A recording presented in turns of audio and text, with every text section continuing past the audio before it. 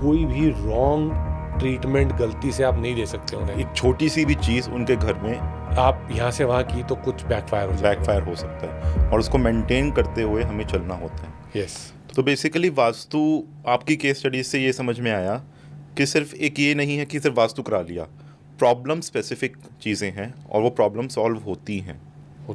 बिल्कुल, हमने देखी है होती हुई, हमने करी है। सबसे बड़े एग्जांपल्स आप अपनी लाइफ में आप खुद हो और मैं अपनी लाइफ में मैं खुद। यस। तो हमने हमें खुद एक्सपीरियंस किया सबसे पहले उस चीज़ को, फिर हम आगे एज अ कंसल्टेंट के रूप में बढ़े इसमें। यस। और रिजल्ट आते हैं और बहुत अच्छे आते हैं। देखो, एज अ क्लाइंट जब वो आपको बुला रहा है ना, उसकी कुछ उम्मीदें हैं। कभी कभी उनकी उम्मीदें भी रॉन्ग होती हैं, उनको बताना पड़ता है। आज क्लाइंट बोलेगा नहीं मुझे तो यही चाहिए, बट उसकी लाइफ में उसके प्लैनेट्स को देखते हुए, उसकी प्रकृति को देखते हुए शायद कुछ और बेटर लिखा हुआ है। जब आप राइट वास्तु करते हो ना, इन पूरी डिटेलिंग से, जो हम प्रकृति, एस्ट्रो, सब 16 जोन, महावास्तु की टेक्निक से डालते हैं, उस आदमी को उससे बेटर ही मिलता है। जो आदमी भाग रहा होता है कुछ और करने के लिए, वो वहाँ से हट के अपनी प्रकृति में लग जाता है एंड वो हैप्पी है, क्योंकि उसको अपने मतलब का काम मिल गया। उसको बेसिकली उसका पर्पस मिल गया, जिसे वो विलिंगली काम कर रहा है। ये नहीं है कि मैं कर स्विमिंग रहा हूँ और मुझे पसंद है शूटिंग। तो हम बेसिकली हर बंदे को अब उसकी प्रकृति में टिका के, भाई तेरे लिए ये काम अच्छा है, तू ये कर। और अगर ये करता रहेगा तो सक्सेसफुल होने के चांसेस 100% है। बिल्कुल। तो हमने सबसे पहले स्टार्ट किया सेलिब्रिटीज़ से, फिर हम आए रेस्टोरेंट ओनर्स पे, और फिर बिल्डर्स पे, और साथ में हमने यूथ को भी कनेक्ट किया। इन चारों डोमेन के अंदर सबसे मोस्ट इम्पॉर्टेंट चीज़ है नेटवर्किंग, और आई थिंक वो आपका डोमेन भी है।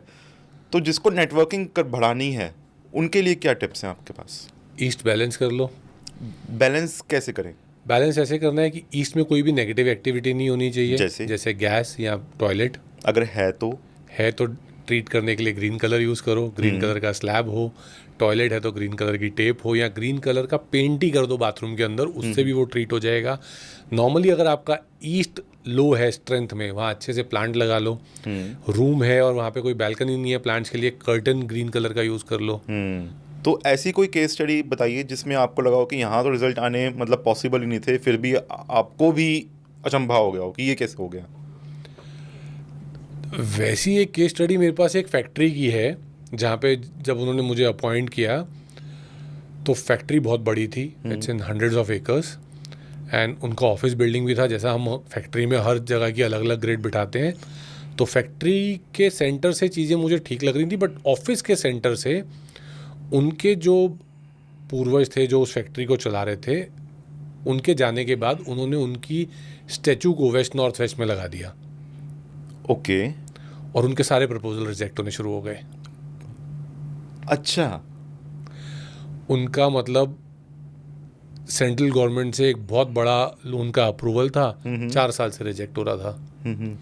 जैसे ही मैंने वो स्टैचू, बिकॉज वो स्टैचू बहुत हैवी था, हज़ारों टन में उन्होंने बड़ी मूर्ति बनाई थी ब्रास की, उसके लिए स्पेशल उनको क्रेन्स बुलानी पड़ी मूव करने के लिए। It was a very big call कि इसको मूव कैसे करेंगे, but client was very good. उन्होंने बोला नहीं, जो बोला है हम करके देखेंगे। एंड यू वोंट बिलीव, वो स्टैचू वहाँ से शिफ्ट किया, विद इन अ मंथ वो चेक आ गया था। वाह। जो 4 साल से नहीं आ रहा था। ये सेम केस स्टडी मेरे पास भी है, मेरे को याद आई। मैंने एक फैक्ट्री में काम किया और वेस्ट ऑफ नॉर्थ वेस्ट में उन्होंने गणेश जी ला के रख दिए। कुछ था वहाँ पे गणेश चतुर्थी का आई थिंक कुछ इवेंट था, तो उन्होंने गणेश जी ला के रख दिए, और विद इन अ वीक उनकी फैक्ट्री पॉल्यूशन डिपार्टमेंट ने सील कर दी। अब वो हैरान परेशान कि भाई ये क्या हो गया, उनकी कॉल सारी बार बार कि जी ये ऐसे ऐसे हो गया, इसको ठीक करवाओ। तो हमने देखा कि भी पिछले 7 डेज़ में, क्योंकि हम विज़िट करते हैं वहाँ पे रेगुलरली, तो पिछले 7 दिनों में आपने क्या किया, क्योंकि 7 दिन पहले हमारी विज़िट थी जब तो ठीक ठाक था सब कुछ। तो पता लगा जी वहाँ पे गणेश जी की एक मूर्ति ला के, लाइक इतनी बड़ी, ऑलमोस्ट 4-5 फीट की, 3-4 फीट की, वहाँ पे ला के रख दी उन्होंने वेस्ट नॉर्थ वेस्ट में, और उसने सील करवा दी पूरी फैक्ट्री। और हमने बोला जी ये हटाओ यहाँ से, ये हटाओगे तो ये खुलेगी नहीं। 3 दिन हो गए, हम भी अपने कोर्सेज में लग गए। सर का कोर्स था, हम बैकएंड की टीम में रहते थे उस टाइम पे, तो हम कोर्सेज में लग गए। बात आई गई होगी।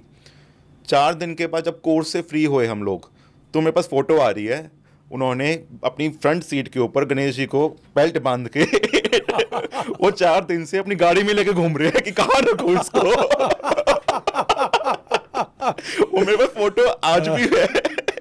वो लिटरली बेल्ट पहना के गणेश जी को और लेके घूम रहे हैं कि मैं रखूँ का, क्योंकि उनको ही लग रहा है कि मैं कहीं और रख दूंगा तो कोई और बसड़ क्रिएट हो जाएगी।